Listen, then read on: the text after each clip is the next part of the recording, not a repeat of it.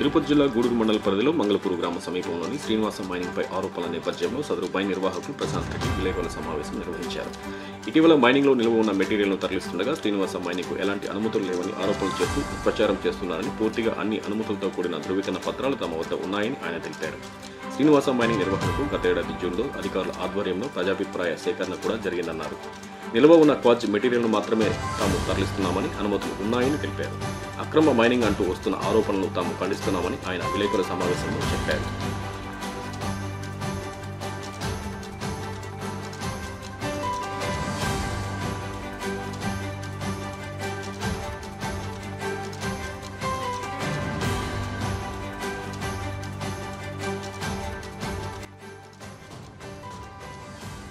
Media మిత్రులందరికీ నమస్కారం. నా పేరు ప్రశాంత్ రెడ్డి. మా శ్రీనివాస మైన్ మేనేజింగ్ పార్ట్నర్ వచ్చేసి భోజిరెడ్డి.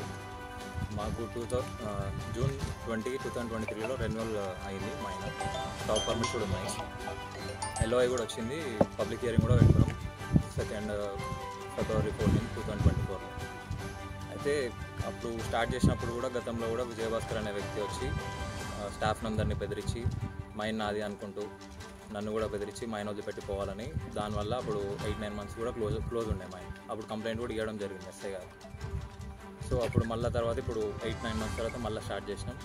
మళ్ళీ ఇప్పుడు అట్లనే మళ్ళీ వచ్చి డిస్టర్బెన్స్ క్రియేట్ చేస్తున్నారు ఆయన ఇంకా ఆయనతో వచ్చిన అనుచరులు, మిగతా వ్యక్తులు వాళ్ళందరూ నన్ను, నా స్టాఫ్ని బెదిరించి వెళ్ళిపోవాలి అని చెప్పి బెదిరిస్తున్నారు. ఆ రోజు 4th రోజు గేట్ దగ్గర మా వాచ్మెన్ గేట్ చేయకపోతే అతన్ని కూడా బెదిరించి, రాజయ్య అని బెదిరించి గేట్ అనుకొని వచ్చేసాను లోపలికి. దానిపైన కంప్లైంట్ కూడా ఇవ్వడం జరిగింది. ఆయన దగ్గర ఏమైనా ప్రూఫ్స్ ఉంటే లీగల్గా పోవాలి, కానీ ఇలా వచ్చి ఇబ్బంది పెట్టడం కరెక్ట్ కాదు. అది ఇంకోటి, ఇలా రోజు ఈ గతంలో 2 వీక్స్ నుంచి స్టార్ట్ చేసినాము. రోజు ఇదే విధంగా ఆయన కాకపోతే ఆయన అనుచరులు ప్రతిసారి ఇదే ఊరికే ఇబ్బంది పెట్టడము, మైన్లోకి రావడము, చోరుకొని అక్కడి నుంచి ఇక్కడ నుంచి వచ్చి ఇబ్బంది పెట్టడము, అలా చేస్తున్నారు. పని చేయనీయకుండా అలా చేస్తున్నారు. 9 మంత్స్ నుంచి మైన్ కూడా క్లోజ్ ఉండే. అప్పుడు 9 మంత్స్ ఎవరైతే మా మైన్ పైన ఆధారపడి ఉన్న లేబర్ ఉన్నారో వాళ్ళ జీవనాధారం కోల్పోయారు. దానివల్ల ఇప్పుడు మళ్ళీ ఓపెన్ చేస్తే ఇప్పుడు కూడా అదే డిస్టర్బెన్స్ మళ్ళీ కంటిన్యూ చేస్తున్నారు. దానిపైన మేము కంప్లైంట్ కూడా ఇవ్వడం జరిగింది. సిఐ సార్తో కూడా మాట్లాడినాము. దానిపైన చర్యలు తీసుకుంటారని కోరుకుంటున్నాను. దానిపైన దుష్ప్రచారం చేస్తున్నాం మేము ఏదో చేసినామని చెప్పి.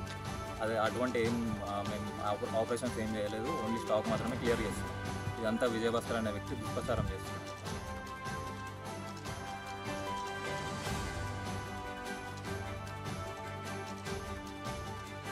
స్టాక్ పర్మిట్ పర్మిషన్ వచ్చింది. ఇది ఎల్ఓఐ వచ్చింది. ఇది వచ్చేసి పబ్లిక్ హియరింగ్.